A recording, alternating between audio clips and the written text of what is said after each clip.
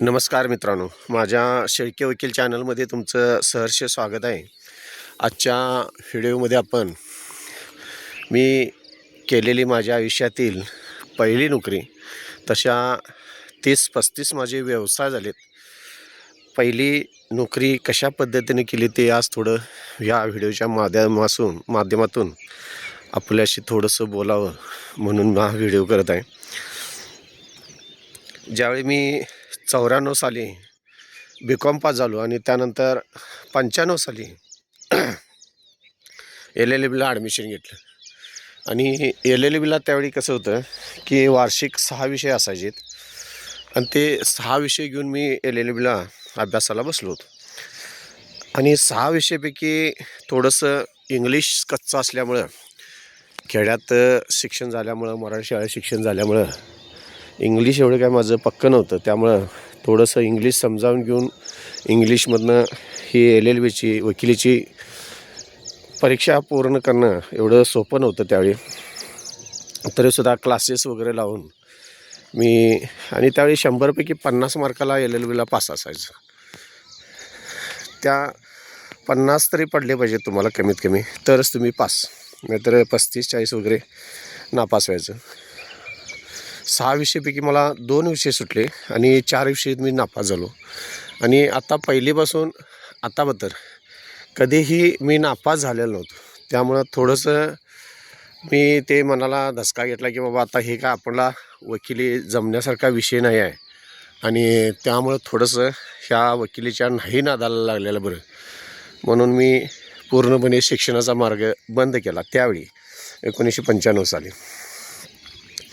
त्यानंतर आता घरी बसून काय करायचं म्हणून कोल्हापुरात राज कटलरी म्हणून नगरपालिकेजवळ दुकान आहे. त्या दुकानमध्ये मी कामाला जायचं ठरवलं.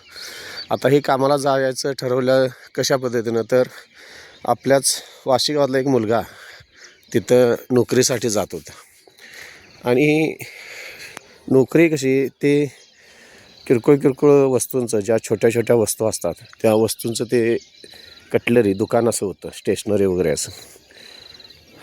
सकाळी कामाचं ड्युटी जी होती, सकाळी 9 वाजल्यापासून संध्याकाळी 9 वाजेपर्यंत 12 तासाची ड्युटी होती. पण तरीसुद्धा ठीक आहे म्हणलो, आता घरी बसून तर काय करायचं आहे, शिक्षण पूर्ण झालेलं आहे. जनावरं जवळजवळ 4 म्हशी, 2 गाई, 1 बैल, असं घरची शेती पण होती. 7-8 एकर घरची शेती होती. पण ते संपूर्ण शेती आईवडील करत होते. आपण घरी बसून काय करण्यापेक्षा, आणि शिक्षण झाले म्हटल्यानंतर नोकरी करावं असं एक साधारण डोक्यात विषय होता.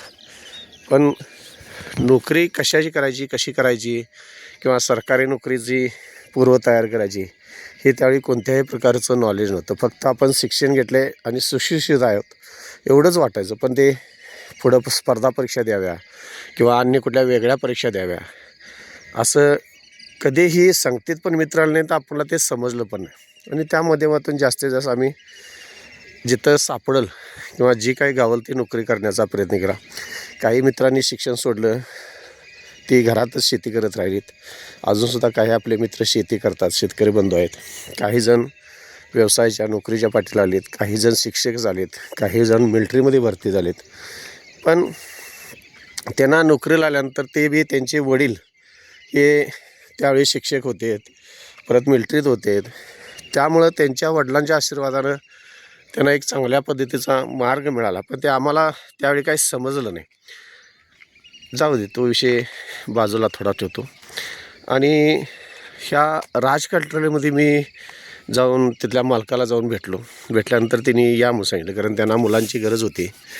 दुकानामध्ये माल वगैरे ठेवायला, स्वच्छता वगैरे इकडे तिकडं सगळं करण्यासाठी मुलं लागत होती.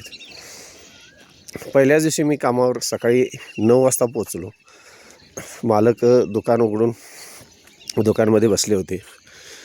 त्यांनी सुरुवातीला, मी पण जरा कॉलेजला आपण LLBला 1 वर्ष केलेलं होतं वकिलीला, त्यामुळे कामावर जायचं म्हटल्यानंतर बूट वगैरे घालून, इनशर्ट करून, टापटीमध्ये फ्रेश होऊन, म्हणजे सगळं छानपैकी कपडे घालून वगैरे डबा घेऊन गेलो होतो. आणि असंच जात असताना तिथे गेल्यानंतर कामावर हजर झाल्यानंतर मालकाने आत बोलवलं. हे फडकं घे म्हणलेत. काउंटर एक फडकं तिने ठेवलेलं होतं काउंटर वगैरे स्वच्छ करण्यासाठी. आणि त्या फडक्यानं हे संपूर्ण म्हणजे काउंटर सगळे स्वच्छ पुसून वगैरे घे आणि फरशी वगैरे सगळी पुसून घे. मला 2 मिनटं काय समजेना की मी सुशिक्षित ग्रॅज्युएट होतो, BCom झालेलं, परत LLBचं 1 वर्ष केलेलं. आणि मालकाने परदेशानं सांगितलं होतं की हे फडकं घे आणि काउंटर वगैरे स्वच्छ करून घे, फरशी पुसून घे. मला माझ्या जीवनाचा अर्थच कळायचा बंद झाला की अशी कामं दुसऱ्याकडे करावं लागणार आहेत का?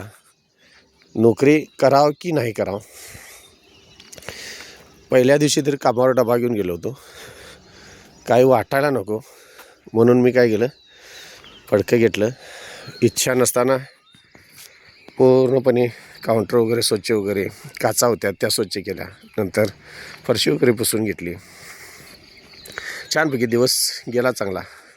थोडं मन दुखावलं होतं की मला ही असली कामं करावं लागणार आहेत.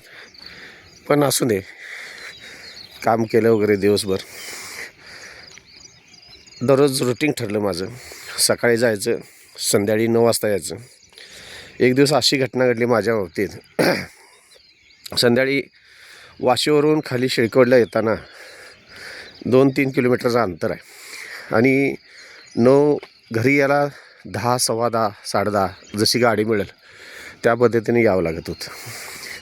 आणि एक दिवस विठलाबाई म्हणून मंदिर आहे आमच्या इथे. तिथं त्या मंदिराच्या शेजारी आंब्याची फार 3 मोठी झाडं होती आणि त्या झाडावर संध्याची घुबडं बसत होती.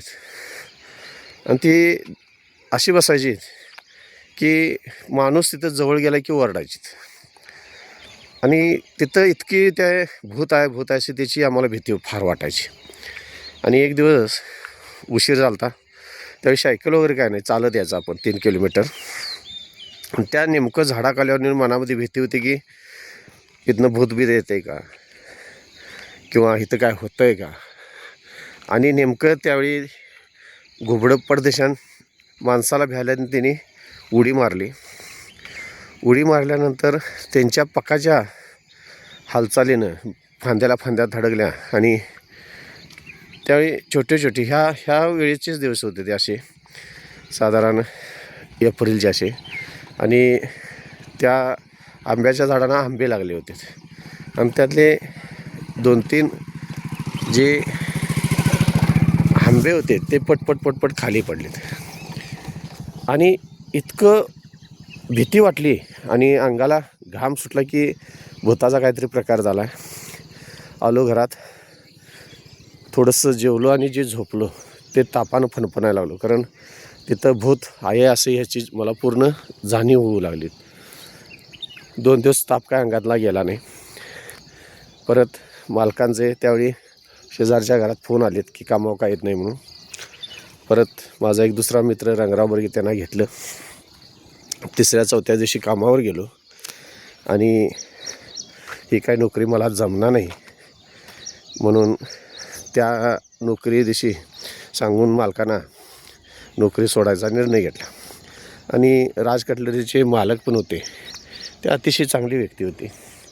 त्यांनी जे काय 15 दिवस भरले होते, 600 रुपये त्यावेळी पगार ठरलेला, त्यापैकी 300 त्यांनी मला दिले. म्हणजे माझ्यावर ते रंगराव बर्गे होते मित्र आमचे, त्यांच्या हातात दिलेत. आणि पहिली जीवनातली ही पहिली अशी नोकरी 15 दिवसाची जरी असली तर कधी सवय नव्हती अशा व्यवसाय करण्याची किंवा अशी नोकरी करण्याची. ते आम्ही 300 रुपये दोघांनी घेतलं. 10-11 वाजता कोल्हापुरात तिथंच होतो. ते पैसे घेतले आम्ही. आता ह्या पैशाचं काय करायचं, कारण एवढी पैशाची किंमत असते त्यावेळी अजून व्हॅल्युएशन आम्हाला कळालं नव्हतं. तरीसुद्धा 15 दिवस त्यासाठी मी कष्ट केलं होतं. पण रंगाव मला म्हटलो, आम्ही मामा म्हणत ना रंगराव बर्गेनं, चला म्हटलं आज मस्तपैकी एखादं पिक्चर बघूया, लई दिवस झालं बघून.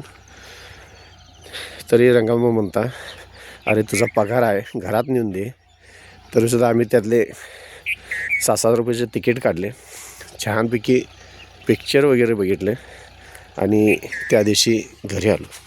आणि त्यानंतर मग दुसरं काहीतरी आयुष्यामध्ये करायचं हा निर्णय घेतला. अशा पद्धतीनं माझ्या जीवनातला मनाला ठेच लागलेला आणि खरोखर पहिली माझ्या जीवनातली अशी नोकरी मित्रांनो होती.